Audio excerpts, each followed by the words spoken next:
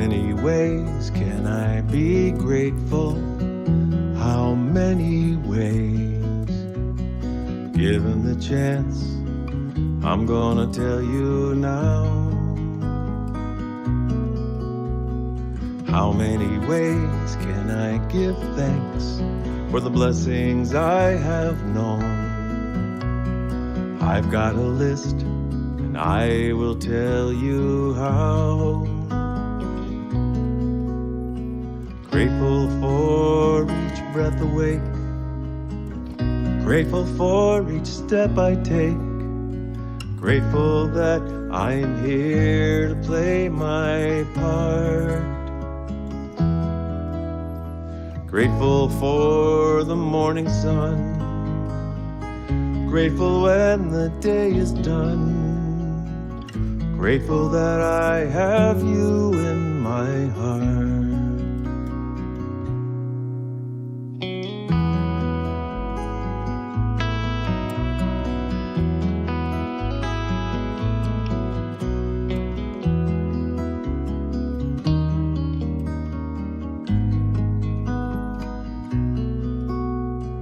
Grateful for this universe, for the better and the worse. Grateful that this world keeps spinning round. Grateful for my memories, grateful for my hopes and dreams, grateful for the blessings I have found.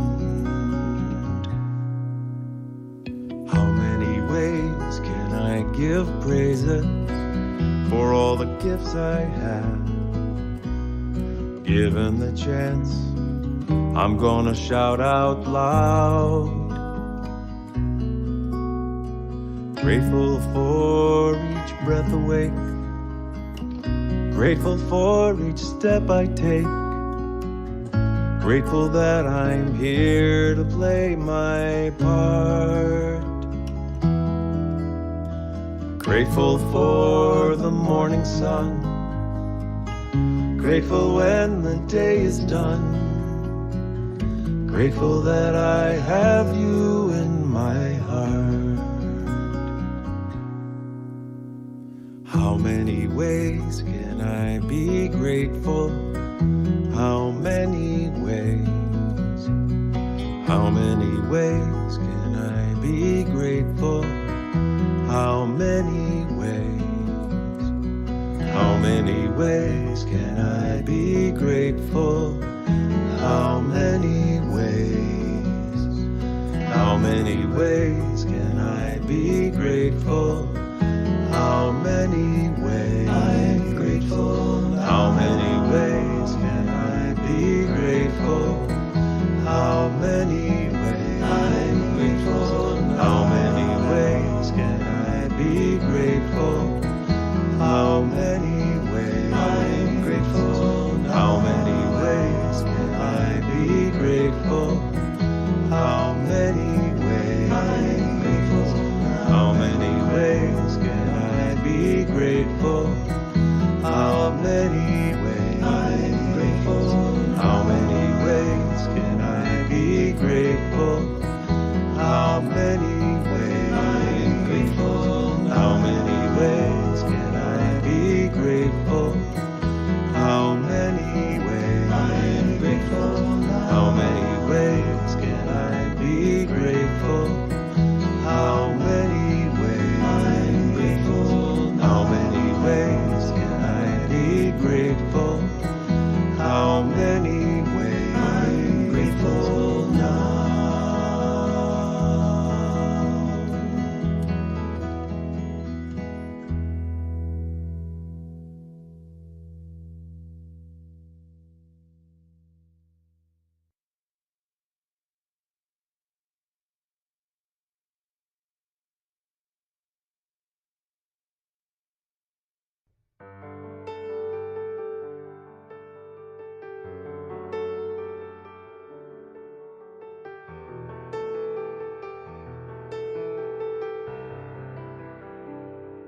In my eyes,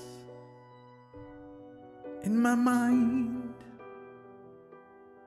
in my heart, in my soul, in my life. I have been searching for something, but you were my dream. You're perfect, you're golden, golden. You're the light, your love. You're perfect, you're golden. You're the light, my love. When I breathe, when I swallow, caress I feel. When I listen, I hear the most beautiful music out of nowhere. You're perfect, you're golden. You're my light, my love. You're perfect, you're golden. You're my light, my love, my love.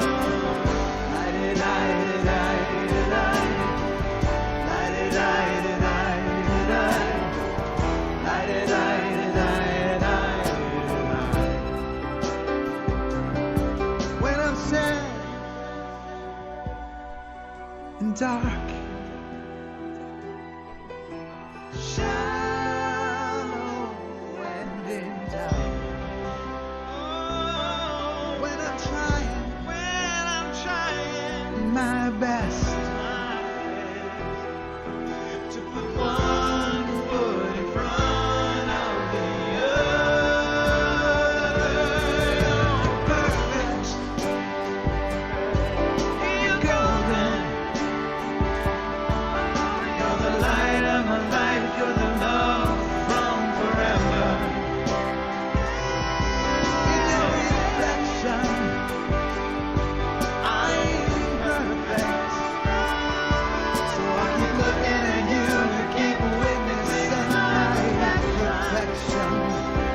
In you as me, light it, light it, light it, light it, light it, light it, light it, light it, light it, light it, light it.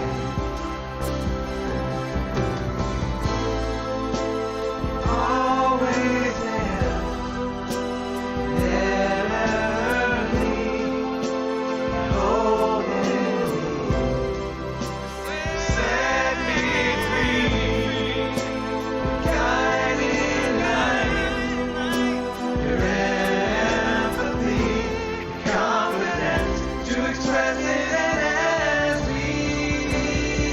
You're perfect, you're golden.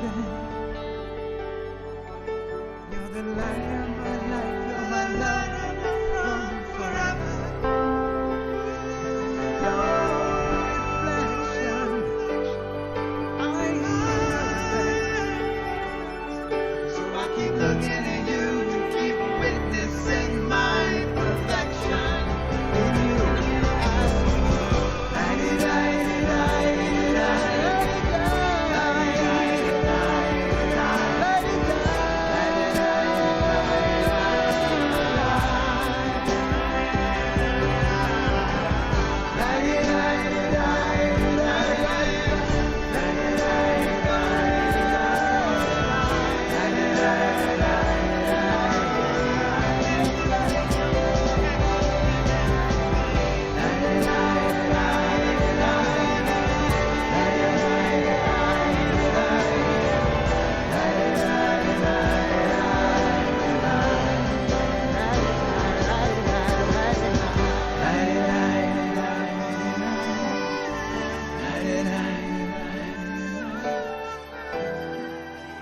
perfect, you're golden.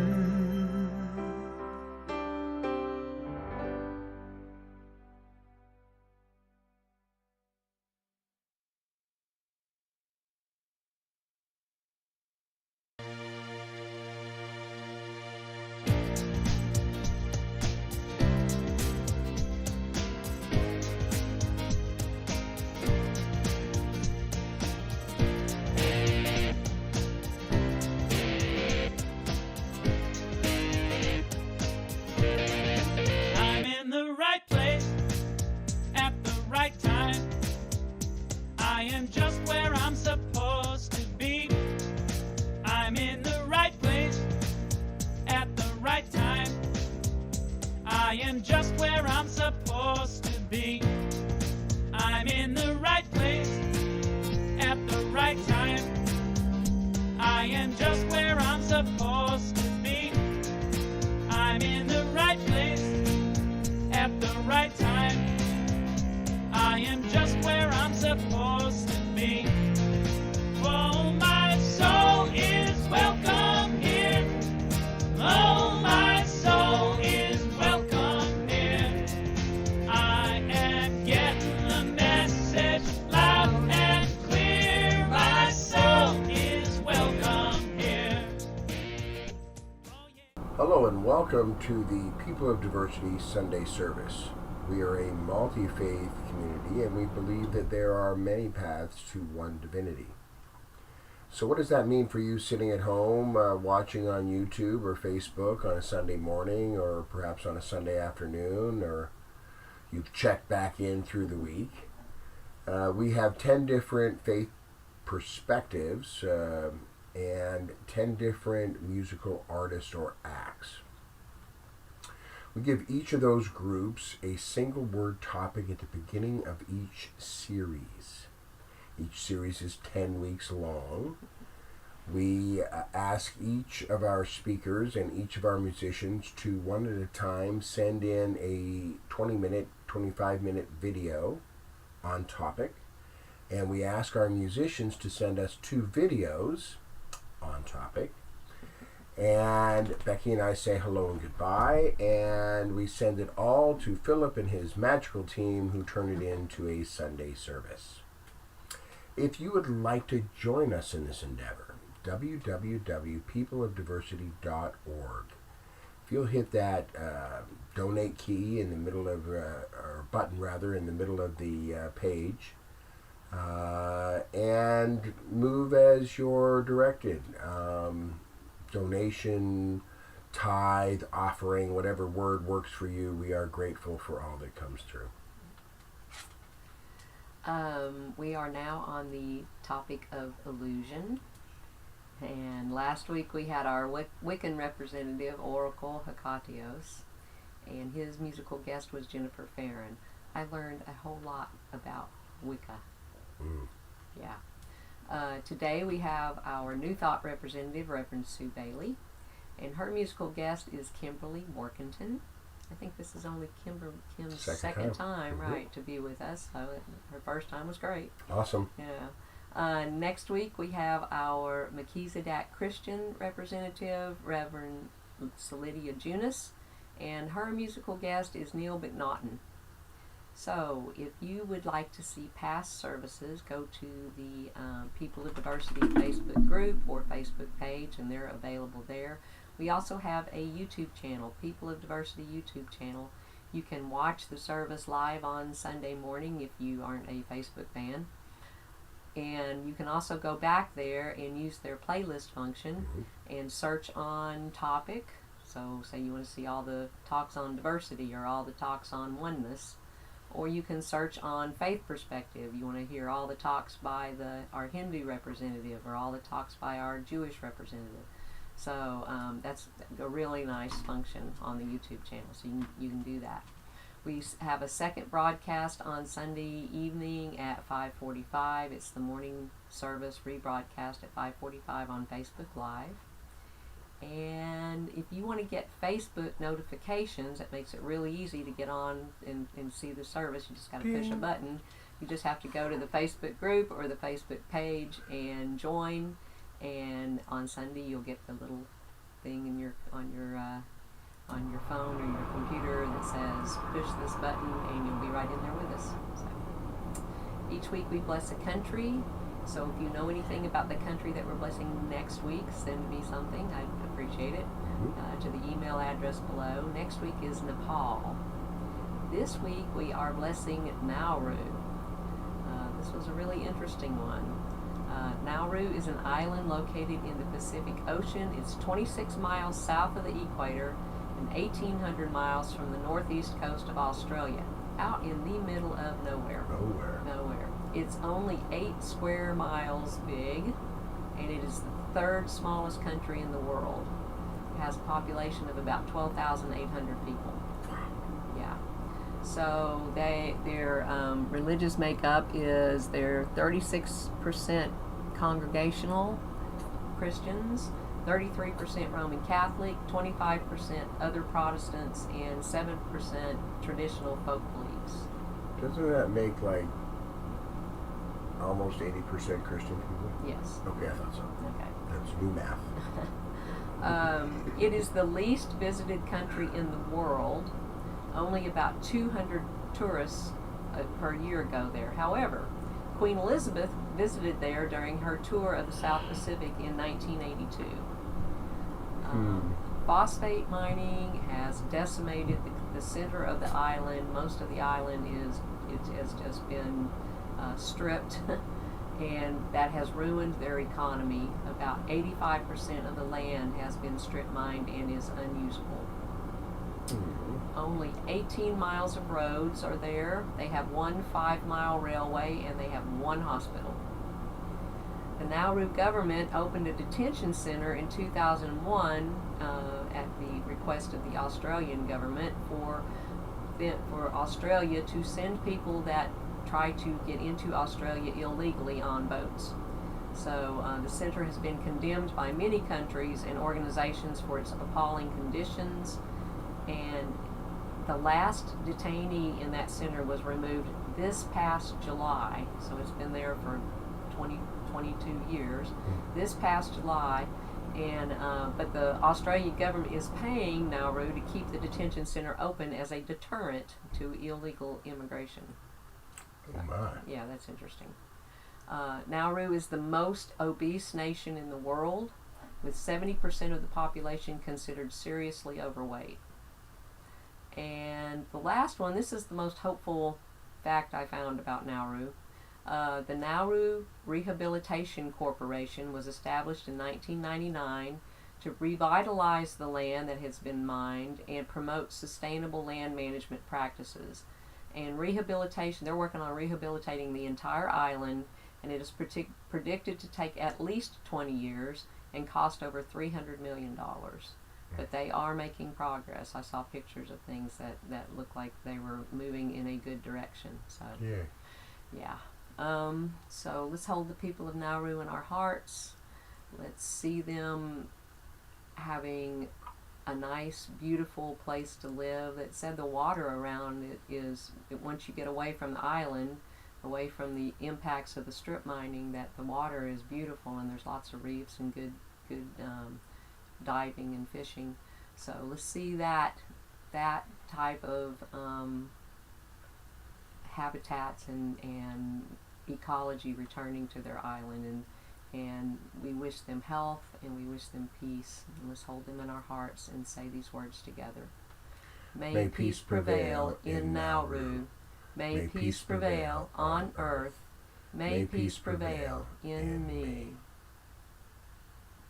And they have a really beautiful flag. It's really pretty. Okay. All right. We will hear 2 songs from Miss Kimberly Workington, and then we will hear an amazing talk, because I love Sue's talks. Me too. And I'm prejudiced because that's kind of how I got into talks. It was through Sue. So, yes, without further ado, we'll just go and see Sue.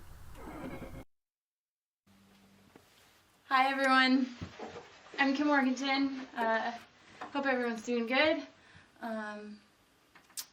I'm going to play 2 songs for you today. The topic was illusion, and The first one is called Violin by Amos Lee, and it's this illusion that we're alone in our suffering, and yeah, it just speaks to that we feel like there isn't anybody there, you know, sometimes, and it can be really hard. So it's called Violin by Amos Lee.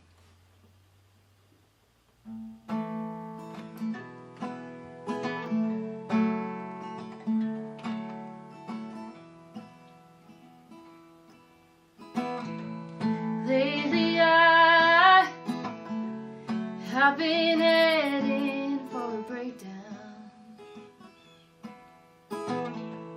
Every time I leave my house, it feels just like a shakedown.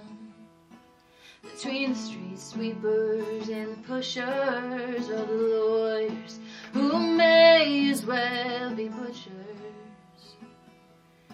Between the small town and hustlers who all seem to beat up on each other. Oh God, why you been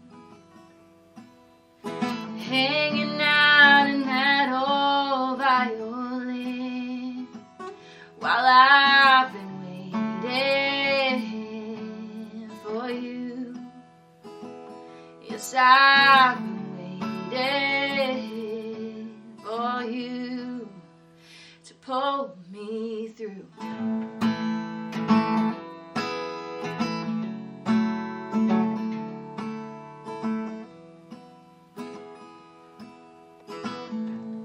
Lately every time I try to lie down, well, my mind just gets away. I can't even close my eyes now. Between the big fish, ambition, and the lovers using words as ammunition. Between the wood planks, I've been pacing in this impossible dream that I've been chasing. Oh God, why you been hanging out in that old violin? Well, I've been waiting for you. Yes, I've been waiting for you to pull me through.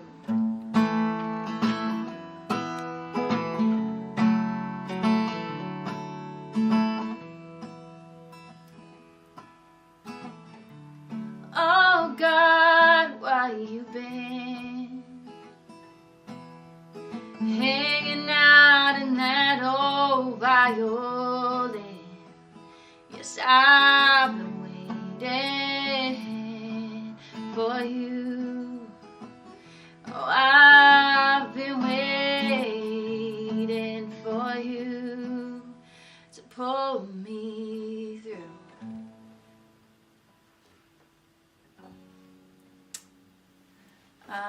So my next song is going to be, it's called The Outskirts of Heaven. And, sorry, I'm just going to turn the page just in case I forget the lyrics. So this made me think of illusion because a lot of people, they don't think that there is a heaven, they don't know what to picture. When they think of heaven, it just all feels very, it's unknown. We all don't know, right? And this song gives a beautiful imagery of thinking of heaven as this big open countryside, and it's just like a peaceful setting that he describes. And yeah, this is Outskirts of Heaven by Craig Campbell.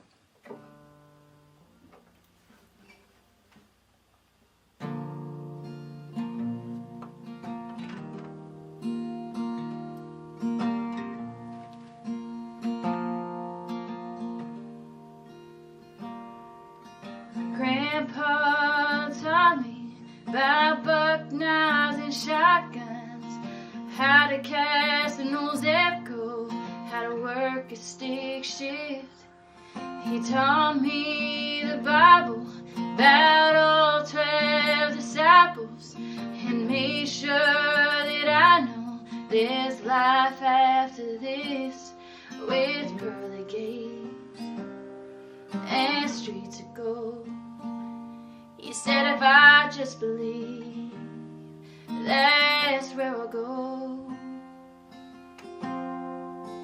Lord, when I die, I wanna live on the outskirts of heaven,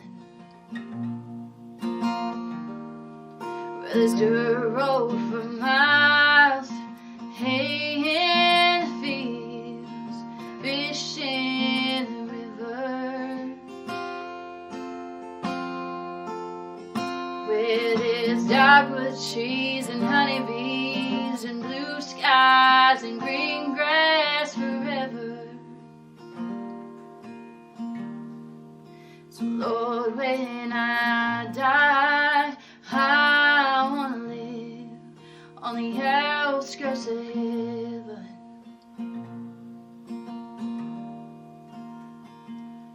Now who says in the King James, the Almighty's kingdom, he mentions a mansion that he's built just for me.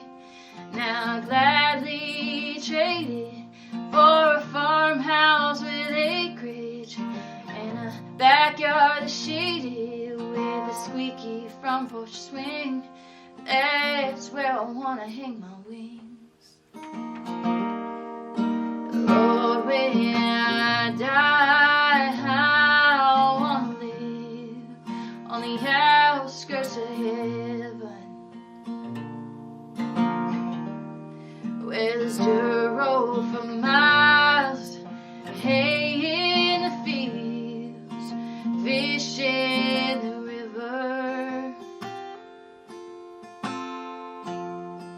where there's dogwood trees and honeybees and blue skies and green grass forever.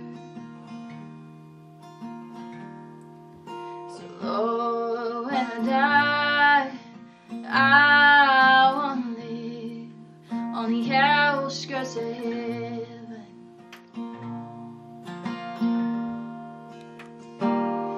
Yeah, the good Lord knows me. He knows I need blue skies and green grass forever. So Lord, when I die, I wanna live on the outskirts of heaven. Lord, when I die, I wanna live on the outskirts of heaven.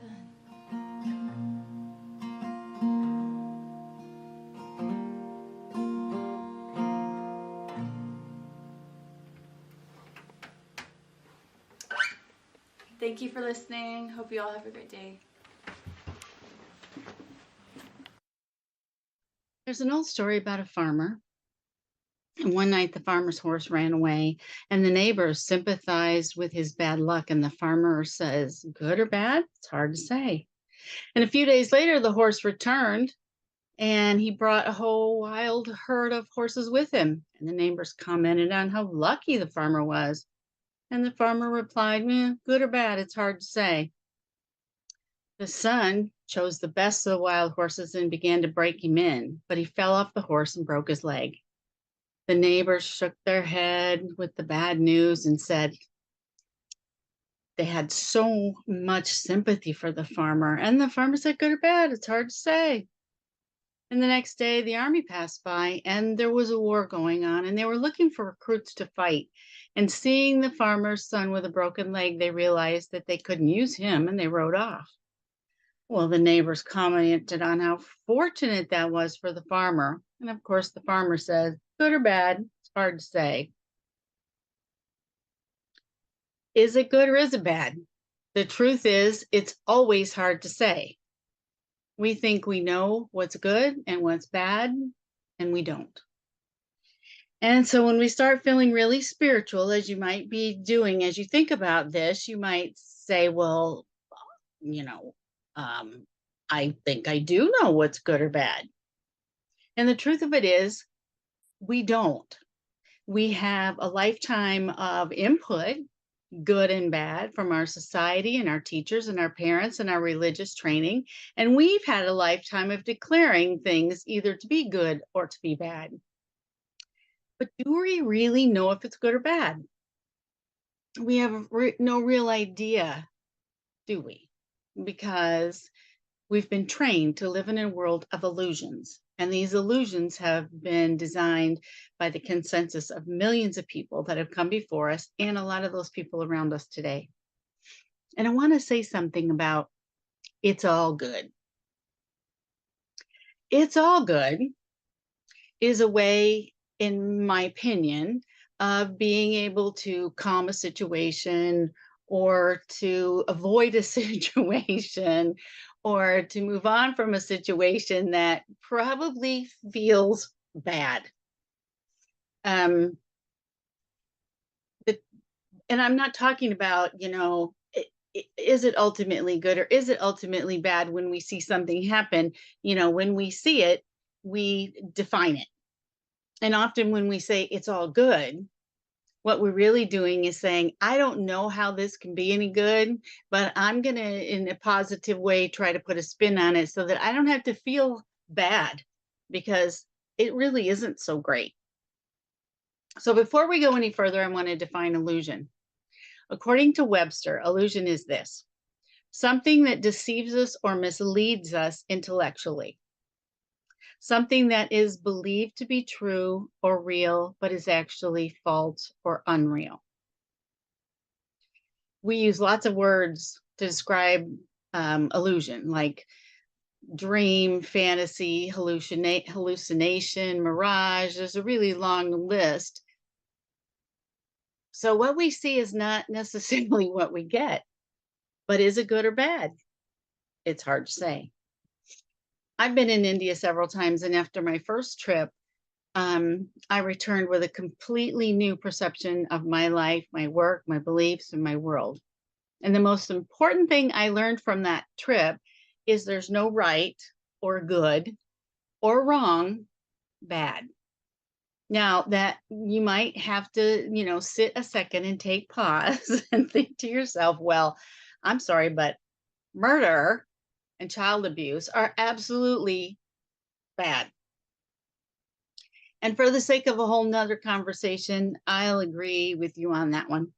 There are some things, a few, that are simply too complicated and difficult to see the good in. However, what we eat, how we dress, how we solve problems, what we believe about the sacred cow, for all us meat eaters, how we practice our spiritual beliefs, the one or many gods we have a relationship with, how we treat people who break the law, how we dispose of the bodies of our loved ones, how we fall in love and marry, how we govern, how we treat our elderly parents. The list is endless. Those are the things that we can easily put in that good or bad category, right or wrong category. While I was in India, I quickly became aware that I had spent my very liberal thinking life believing an endless list of things that I could no longer call good or bad because it became much harder to decide that. And so, it was clear to me the illusion that I lived in. I realized that I could no longer also stand up on Sunday morning at my Unity Church and tell people that what we had professed to believe was the best, most enlightened way to believe. Because I was now aware that I no longer knew if it was good or bad. It became hard to say. And maybe at the heart of it all, I decided the truth is, what do I know? I might have created my own little world. I might be in charge of that, but I certainly didn't create the whole world. I'm not in charge of that. And I understood how important it is to realize that all of our beliefs are framed by our perceptions, our experiences, our education, our traumas.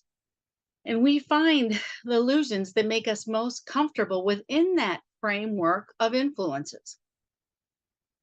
And at some level, I must have already known this because I used to joke and tell people that I found unity because it was the only religion that made all my past mistakes okay, in some spiritual way, and all my current ones and my future ones too, by the way.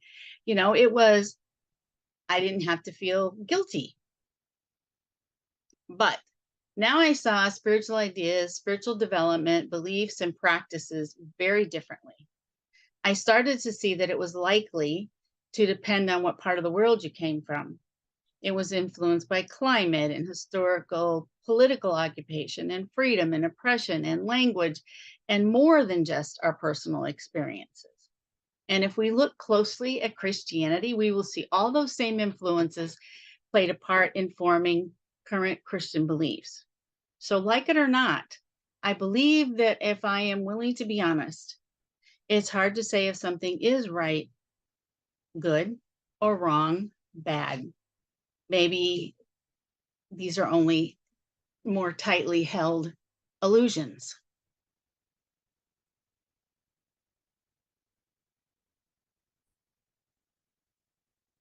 Sorry about that pause. My cat had the illusion that it was trying for him to eat.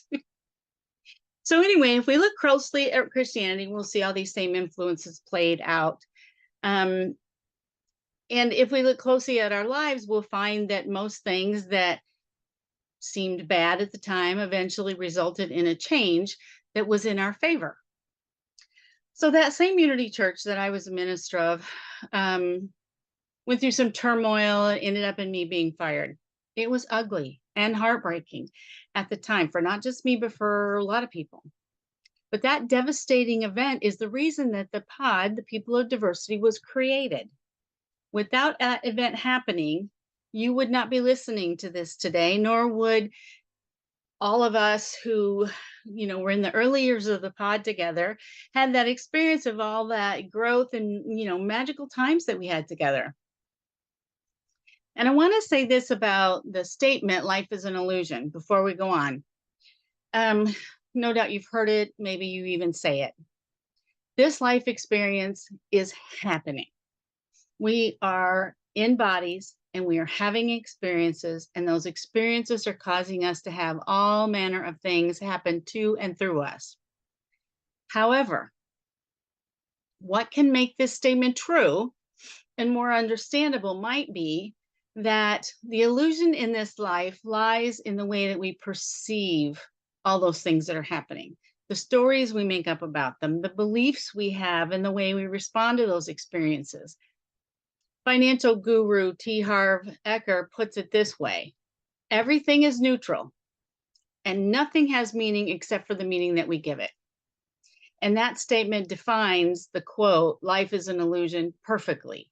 Remember, that illusion is defined as something that deceives or misleads us intellectually, which, mind you, we can do ourselves, and something that is believed to be true or real that is actually false or unreal. We can do that ourselves. In other words, we've created our own illusions and we're responsible for them. If they were created in a childhood, we're still responsible now. We're not children anymore. So maybe it's time to consider that this spiritual journey is full of illusions about what we commonly call God. And I'm going to use the word God here, but I want you to know that I'm also thinking beyond that of universe, divine, all of what you might end up calling it. And that idea includes, yes, our spirituality, our prayers, our morals, our ceremonies, written work, and more. There's a bunch of illusions in there. And those illusions have supported our false expectations about how life should work. These illusions might momentarily give us comfort, but they don't actually help us live well or be well, because distortions and illusions are just that. Seeing our illusions and distortions for what they are will make it easier for us to solve the struggle between good and bad, right and wrong, and help us to know that it is hard to say. And besides, who are we to say anyway? So after the Unity Church fired me, I admit I went into a very dark night of the soul. And in that place, I realized that so much of the spiritual information I had in life to this point simply did not support me in the dark night. I also realized that I didn't any longer necessarily agree with a good deal of what I had believed. What I had believed and what I was teaching hadn't included the dark night, the suffering, the struggle. It hadn't included almost half of our life experiences because those things were on the bad list. And we didn't talk about bad things. But were they bad? And just maybe they were actually good.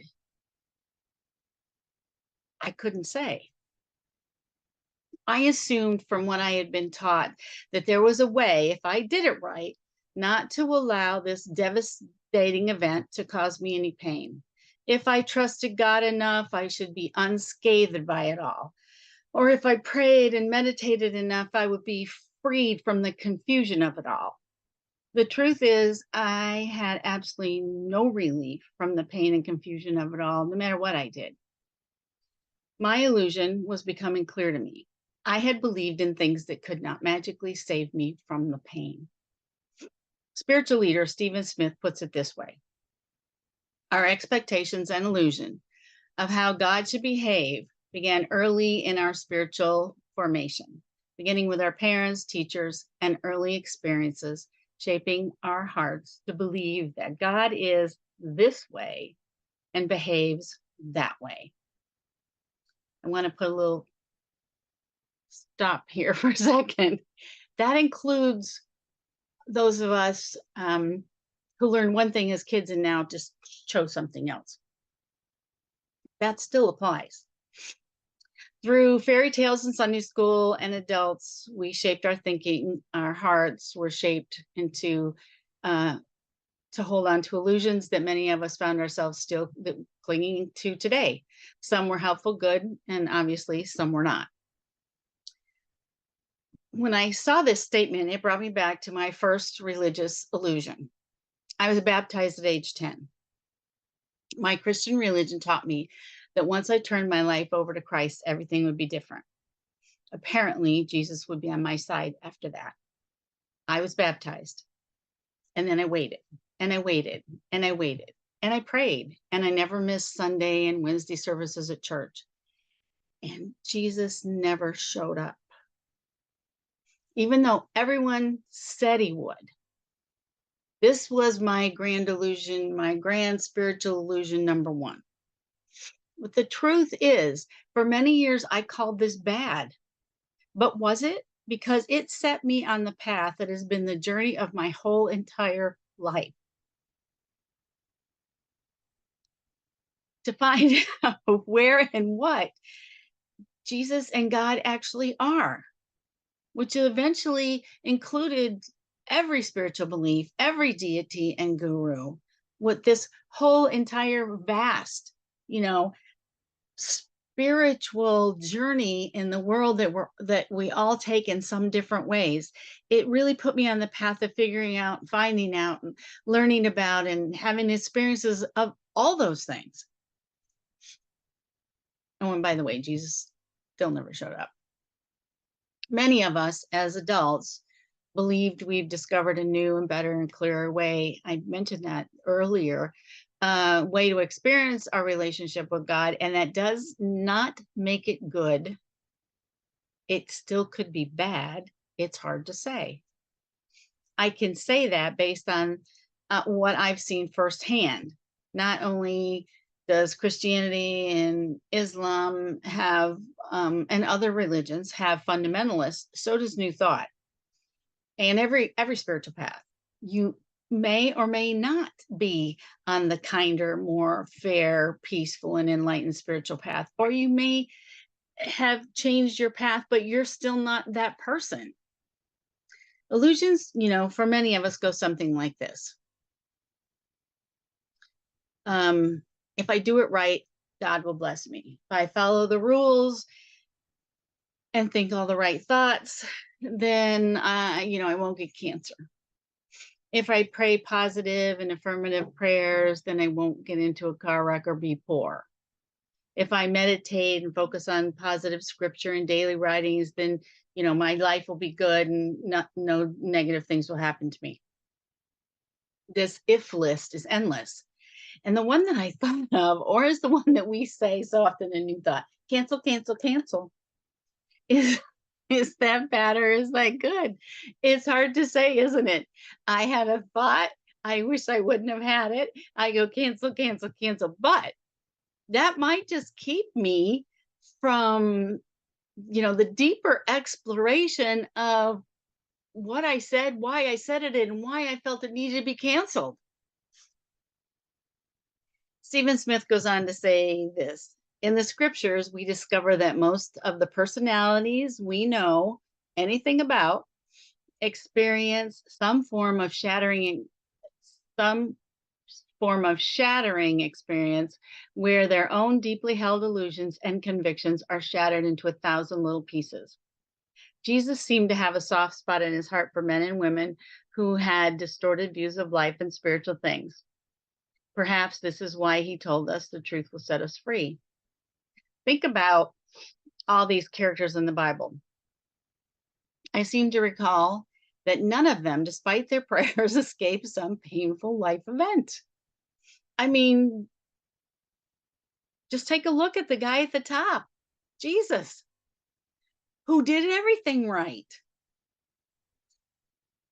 For all that we've been told, he rarely had a day without some degree of persecution. Some of the disciples expected and held an illusion that Jesus would be a political revolutionist or an earthly king. And they even had to eventually, on their spiritual journey, include letting go of how they thought God's system worked. But, oh, that's right. Then they decided for themselves and they wrote down their thoughts, and we call them sacred teachings. They wrote them down, their illusions, they wrote them down for us to read. Is it good or is it bad? It's hard to say. When our illusions meet the question, is it good or is it bad? Our illusions might begin to shatter and a greater truth might be revealed to us. Culturally conditioned mindsets do begin to shatter, and values that we thought mattered are challenged. Guess who is in charge of all this confusion? You, me, and the divine within us, the illusion maker, and the greater truth. Scripture says that Jesus came to set us free. I say free from what? What is the question? Some think it's about going to heaven, or free from going to hell, or free from living in hell, or free from suffering and pain, or free from mistakes. And that list goes on. Crazy, isn't it? Because the majority of the people actually find the divine during their experience of pain, not during their happy times. So where does the teacher live? Do we really know? In the pain or in the happiness? It's hard to say. It's our experiences, the ones we call good and bad. They both show us the truth. And we have to admit that most of the time it's hard to say if it's good or if it's bad, and if which one or either one set us free.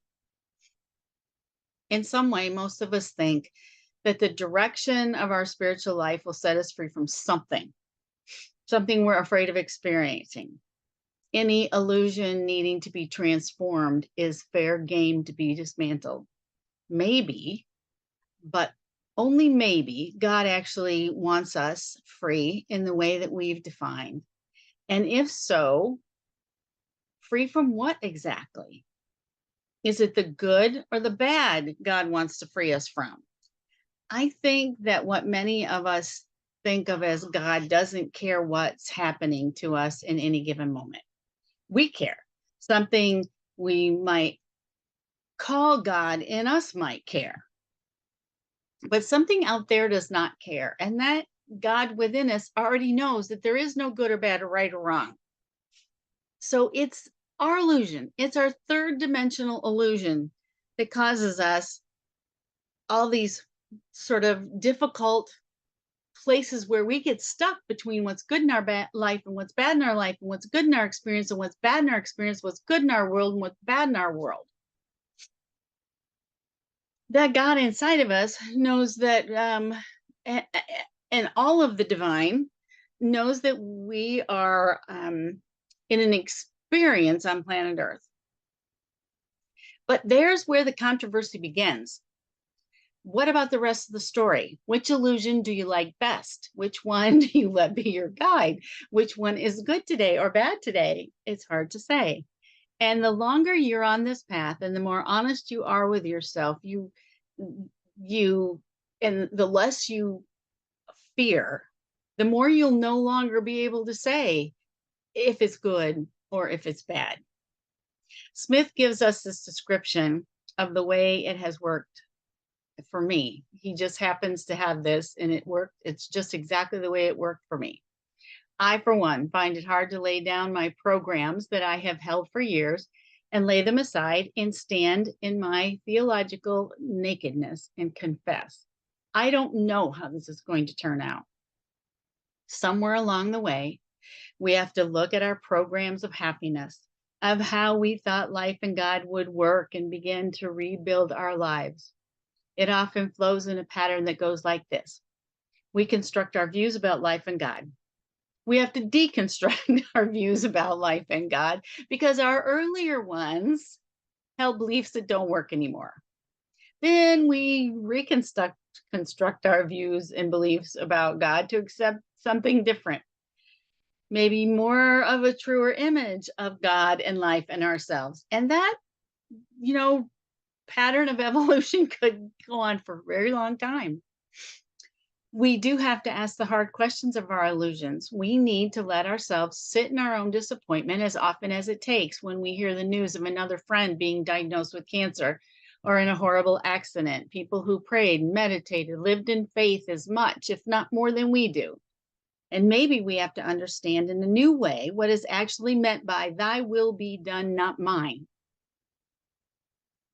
Because that may include a whole list of things that we don't want to experience. It's in these moments that our illusions are often shattered, for no illusion is the truth. Illusions set us up for disappointment, depression. We can't protect ourselves from these shattering times. Imagine that in my dark night of the soul, I had to face the fact that I had spent years learning and teaching what only might tightly have been, would only have been an illusion that I held on too tightly. The illusion that I knew something right enough, important enough, elevated enough, that it would save me from the pain the world might bring me. We all lean towards believing, practicing, and doing what makes us feel better, feel safer, happier, makes us feel important. Many of our illusions about how the world and God work were adopted for exactly those reasons. And then we're often disappointed by the outcome. Illusions are like that because they are something that deceives or misleads us intellectually, something that we believe to be true or real, but that is actually false or unreal. We might be happier just asking ourselves every day, oh, I wonder what God's up to. Because we don't know. I'm not here to tell you or even suggest what illusions that you should hang on to. However, I would encourage you to consider that if your illusions are full of rights and wrongs, goods and bads, they could be misleading you. If they don't encourage and support you to be a kinder, more compassionate, more generous, less judgmental, peaceful, introspectful, loving person, you might want to exchange them for new illusions. Is that good or bad? It's hard to say. It's always hard to say. Blessings. I invite you to close your eyes.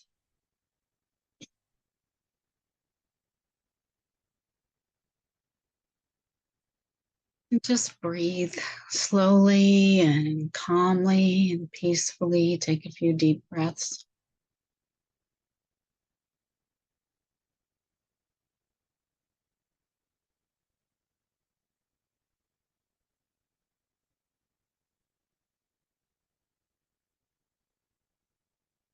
And I want us to bring to mind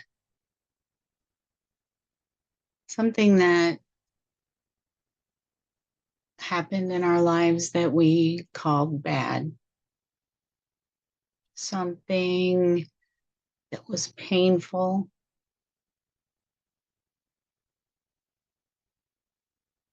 sad,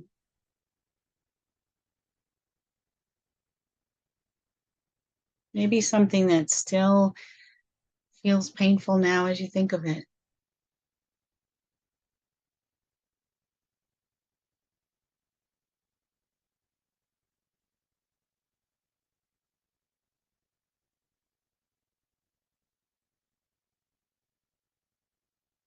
And I want you to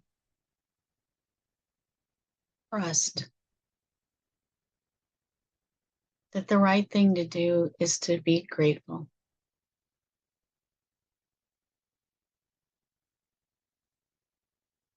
That the good thing to do is to be grateful. Grateful for that event, grateful for what it has taught you, grateful for where it has led you, grateful where it still might lead you.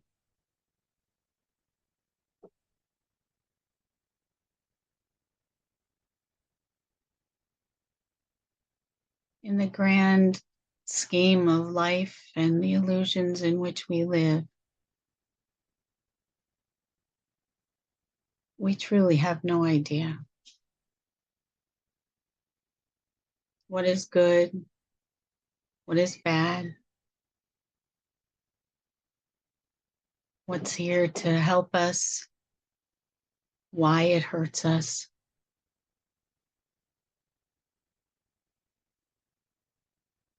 But if inside of us there is a place in which we trust this journey, and we trust some greater power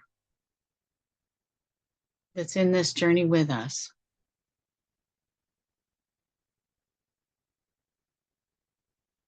then let's trust that it's all for our good.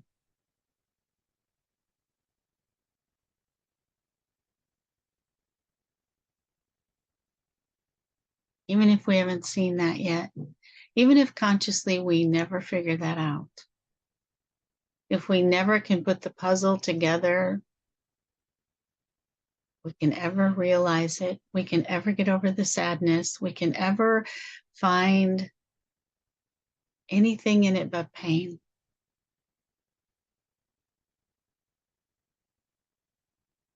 Let's express some gratitude for it.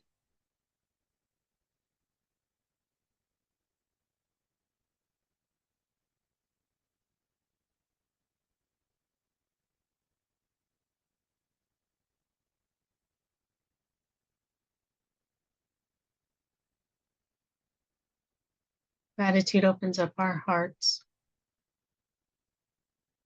allows more in, allows more love in, allows more love out.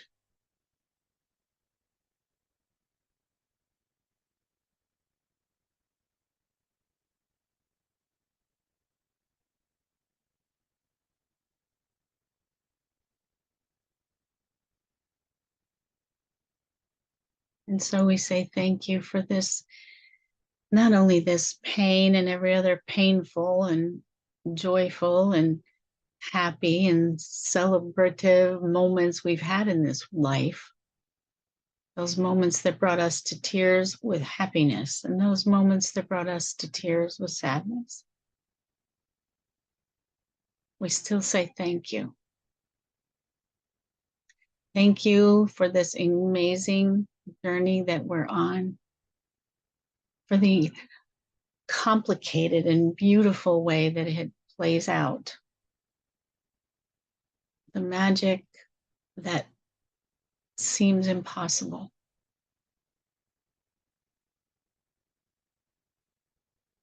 Thank you for this amazing journey that we call life. And so it is. Amen.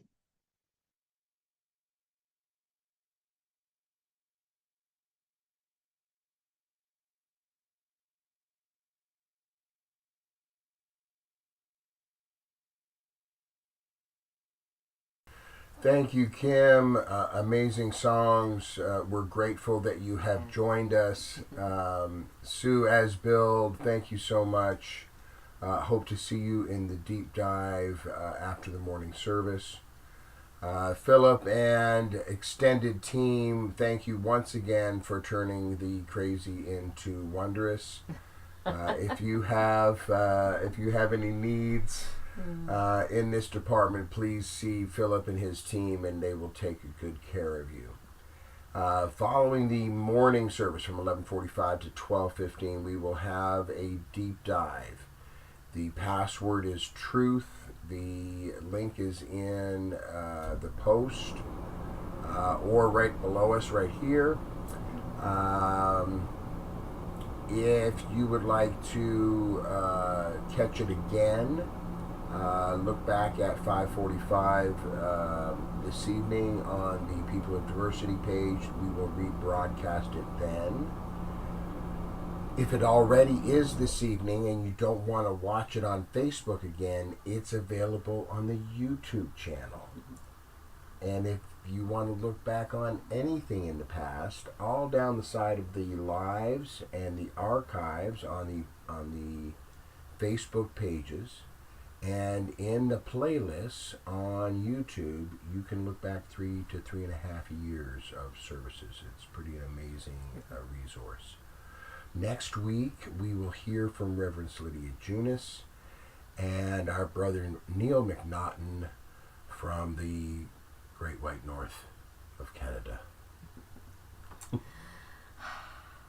you'd like to make a donation to the People of Diversity, go to www.peopleofdiversity.org and push that donate button in the center of the page, and we pay our musicians, we pay our speakers, and the pod tithes. So money gets spread out there and is used for good things. So anything you would like to donate is greatly appreciated. Let's just take a minute and take a breath. Close your eyes if you wish. We say thank you, Spirit, for all of the donations and the tithes that come to the pod. We really appreciate those. Thank you for all of the energy and love and hard work that people put into this to make it work, to make it run. And thank you for helping us realize how much love and education and goodness we're spreading out there in the world. And we are so grateful. We say amen. So it is. All right, last thing, our energetic healing circle. Mm-hmm. Bring to your mind anything, any place, any person. Let's bring the entire situation in Israel and put everybody involved in that in the center of the circle, and join our energy together, and remember to take a little energy for yourself and do some healing yourself. And we are going to listen to this last song together, and we appreciate you being here. Thank you, and we will see you in the deep dive or later on in the service or next week, and we really appreciate you. Thank you. Have a great week. One power, one power, one power, one power, one power, one power.